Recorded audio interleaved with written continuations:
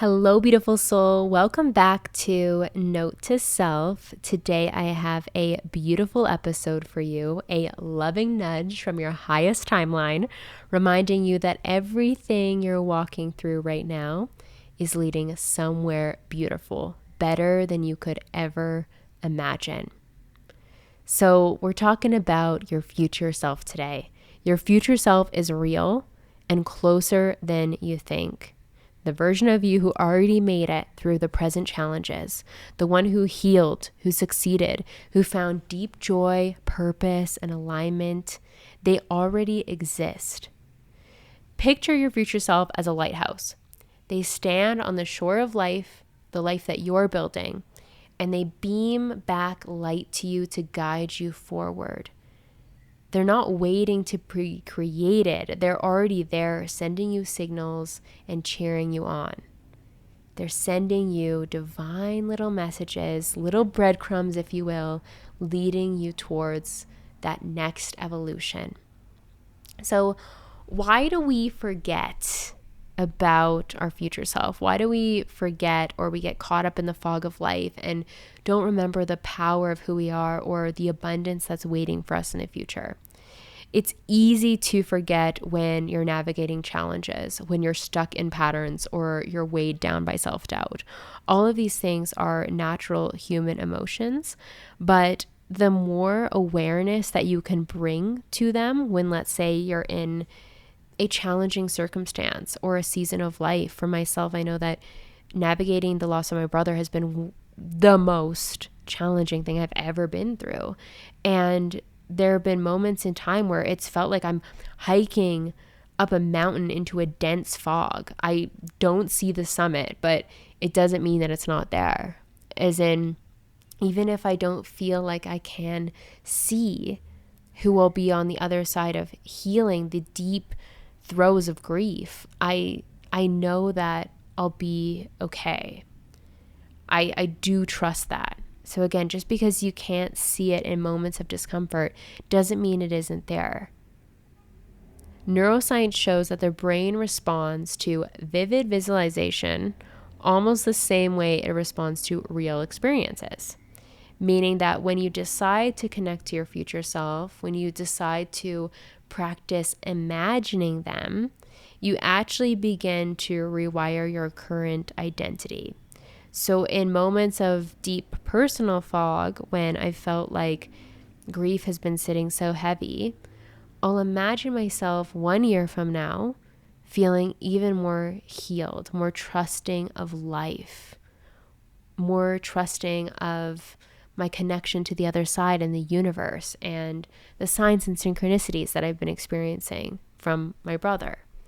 So wherever you are in your journey right now, whatever challenge you might be navigating, take a moment to just plant inside of your imagination the version of you who is on the other side of that, right? Who has integrated whatever is happening into their reality, or they've overcome the struggle, or they've released what they needed to release, and they're free. So pause and ask yourself, if you could hear from your future self right now, what would they say? Perhaps it's keep going, you're not behind, you're right on time, I'm proud of how far you've come, or this moment is shaping you in ways you can't see yet, but it's going to be incredible. I encourage you to connect more with your future self, and I hope that this episode is inspiring you to do that. Think about the energy that they carry on the other side of whatever it is that you're desiring in your life, whether it's healing, the release of something, an up level. What have they embodied that you haven't yet experienced yet? And just start to get even more curious about your future self. One thing I want to say too is that your future self is a guide, never a critic. I know this from working with clients. Some people fear that your future self might be disappointed in you. But that's just fear talking, because your future self is full of unconditional love for you.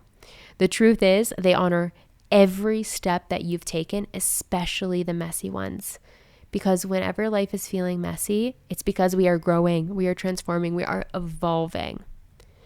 The space between where you are and where you're going isn't a sign of failure. It's the terrain of growth, transformation, and becoming. It is fertile ground for beautiful, abundant magic to bloom.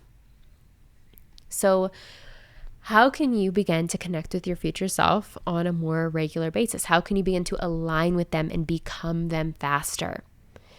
I love the question. Personally, I just ask myself this almost every day.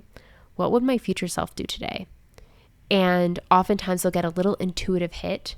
Maybe it's like some random action like, oh, I'm going to take a walk and listen to a book, or I'm going to make myself a matcha in the afternoon. Sometimes it just could be something that seems very simple or mundane, but it can be very powerful. Other examples could be choosing a new thought, speaking with more self-respect, taking a leap, even if it's a small one. Often this has to do with switching things up, doing something a bit differently, right? Because we want to get out of the day-to-day and into something new. So that's often what our future self will inspire us to do when we connect with them. And remember, your future self already believes in you.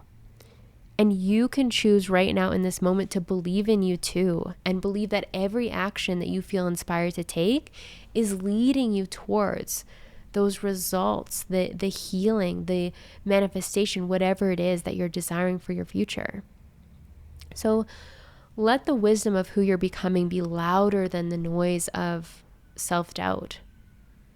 Perhaps write a letter to your future self, or even record a voice note as if they were speaking through you, reminding you of what really matters. Suspend the ego, connect with the intuition, and just allow the magic to flow through you. And a final affirmation for you all today is, I trust the version of me I'm becoming. I walk with faith because I am already supported by my highest self. You are so supported. Remember the lighthouse metaphor. Your future self is flashing light at you, guiding you, sprinkling you breadcrumbs every step of the way. You are so supported. Everything that you desire will be yours. You wouldn't have these desires on your heart if they were not meant for you. I will die on that hill. Everything that you desire is meant to be yours. Your dreams are meant to come true. That is why you are here. And lastly, I just want to mention Opening Your Heart with Rose, one of my best-selling courses. This is all about connecting more deeply with your heart, and that can allow for greater levels of your intuition to flow through.